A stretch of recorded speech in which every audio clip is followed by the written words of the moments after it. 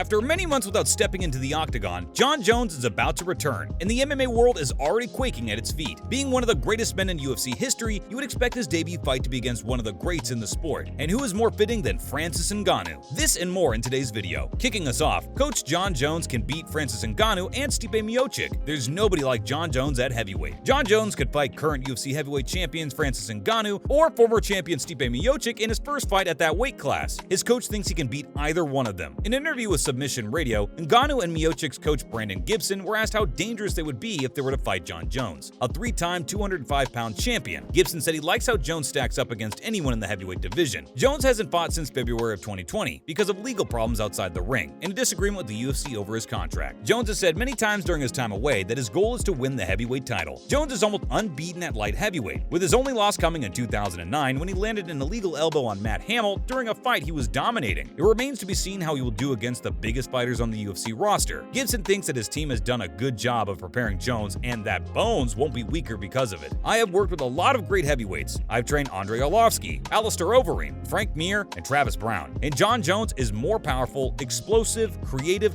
and dynamic than all of them. So I can't wait to see Jon do that walk at heavyweight. It's gonna be something amazing, and I'm honored to be a part of it. Jones' move from one division to another hasn't been the smoothest. In addition to the legal problems we've already discussed, Jones was arrested on September 24, 2021 for causing a domestic disturbance in Las Vegas on the same night he was inducted into the UFC Hall of Fame. Jones has since reached a plea deal, but he recently got some criticism on social media for footage of a pad session that some people didn't find impressive. Hate it or love it, Jon Jones is the best UFC fighter of all time. MMA is not like boxing, where the best fighters are the ones who go a long time without getting beat. There are a lot of fighters in the history of MMA and the UFC who have lost a lot, but still will be remembered as legends in the sport. Some of these people are Nate Diaz, Uriah Faber, Robbie Lawler, and Donald Cerrone, but the few UFC fighters who have been at the top of their sport for years without losing are truly in a class by themselves, because he has only had one loss in 27 fights, 21 of which were inside the octagon. Jones' only loss was when he was kicked out of a fight he was winning in 2009. The only thing that has kept Bones from being unbeaten today is that the referee in his fight with Matt Hamill, Steve Mazzagatti, didn't do a great job. Jones has won 20 times inside the octagon, beating some of the best light heavyweight fighters ever. 8 of those 20 wins have come against men who have won major MMA titles in the past. 6 of these people had UFC gold, and in 5 of the championship level fights, Bones beat his opponents in the first round. Not only does he have a record that is unheard of in the sport, but he also did it against some of the best fighters at the time. In 71% of his octagon fights, a UFC title is also on the line. However, we have to admit that Jones's place on UFC GOAT Mountain won't last forever. Men like Chuck Liddell, Anderson Silva, and Georges St. Pierre were once called the best fighters of all time, and it seemed like that would never change until it did. Jones's time on top could end sooner rather than later for a number of reasons. First of all, the former 205-pound champion has failed 2 previous USADA drug tests. He tested positive for hydroxychloroquine and letrozole metabolite in 2016, and turinabol the following year. Even though he failed drug tests and there was a lot of rumors about him using performance-enhancing drugs, he's still seen as the best UFC fighter ever. But if he lost a third time, he would likely become the Barry Bonds of the UFC, a marketing pariah who will never again be talked about in the same breath as the GOAT. The 34-year-old has been slowly putting on weight since 2020 so that he can move up to the heavyweight division and become the 6th UFC fighter to win titles in 2 weight classes. On paper, he has more than enough skills to get there, but if he loses, St. Pierre would have more proof that he is the real UFC GOAT. Since he was able to win titles in 2 divisions and has only one more loss than Jones in the UFC, he is a strong contender. Also, if current champions like Kamaru Usman and Israel Adesanya keep winning and add champ to their resumes, they could move up the rankings and pass Jones as the best fighter of all time. Who did Dana White say Bones is likely to fight in his UFC heavyweight debut? Jon Jones' first fight in the UFC as heavyweight looks like it will finally happen. Dana White has just told us who Bones will fight when he comes back to the MMA organization. When White was talking about Jones' next fight, he said, "We just need someone to play against. It will either be Francis or Stipe Miocic, depending on how long it takes his knee to heal." On the Jim Rome show, the UFC president said that Jones would face either Stipe Miocic or Francis Ngannou in the first UFC heavyweight match. Dana White also said that a fight between the heavyweight champion and Ngannou would depend on how fit the champion is. The Cameroonian can't play right now because he hurt his knee. Jon Jones versus Stipe Miocic seemed to be the easiest fight to set up quickly, since Bones said he would be ready to fight the heavyweight as soon as next month. Jones had said on Twitter that Miocic wouldn't be fully fit and ready to fight until September. Bones was patiently waiting for this to happen, but a few days ago, Jones updated everyone again on his Twitter page, but this time, he talked about Francis Ngannou instead. Bones said that the heavyweight champion is back on the table, and that a fight could happen in November. Bisping thinks that Bones will probably fight Stipe Miocic next, and he also thinks that the fight will be for the interim UFC belt. The former UFC champion also thinks that Jones will fight Francis Ngannou in his next fight, if he wins the interim heavyweight title, but the UFC and Bones seem eager eager for at least one of these heavyweight fights to happen soon, but Ngannou has been having trouble with a knee injury, so the champion might need more time to heal. Even though Jones's tweets have been positive, so Miocic is the most likely person to fight. It makes perfect sense, since both fighters will want a shot at the title and can sell pay-per-views for the UFC because of their reputations. Finally, as a bonus, UFC President Dana White on why he believes Kamaru Usman has surpassed Georges St-Pierre as the welterweight GOAT. Kamaru Usman will defend his title for the 6th time against the very tough Leon Edwards at UFC 278 in Salt Lake City. People don't think of Edwards as the most flashy or exciting fighter, but the fact that he has won his last 9 fights in the welterweight division speaks for itself. If Usman beats Edwards, people will talk again about how he should be thought of as the best welterweight fighter of all time, even better than Georges St-Pierre. Dana White says that the Nigerian nightmare has already arrived. He is one of the best ever, right up there with Jon Jones, Anderson Silva, and GSP. There is no doubt that he is already the best welterweight. Look at the people he beat. Look at all the guys he's beaten, and now he's coming back to beat them again. He's beating up guys who are just mean. It's not surprising that Dana White would try to make Usman the best welterweight ever. White is a promoter, and making Georges St-Pierre look good after he's retired won't help sell any UFC pay-per-views in the future. Georges St-Pierre is still the best welterweight in terms of the number of wins he has. He's the UFC welterweight fighter with the most wins, 19, and the most title fight wins, 12. At welterweight, Kamaru Usman has 15 wins, and 6 of them were for the title. Usman is currently the #1 pound-for-pound fighter in the UFC, and one of the best welterweights of all time. But it will be hard for him to beat Georges St-Pierre because the Canadian legend dominated the 170-pound division for 7 years. Unfortunately, guys, this is all the time we had for today. For more amazing UFC content, subscribe to the channel. Till next time, cheers!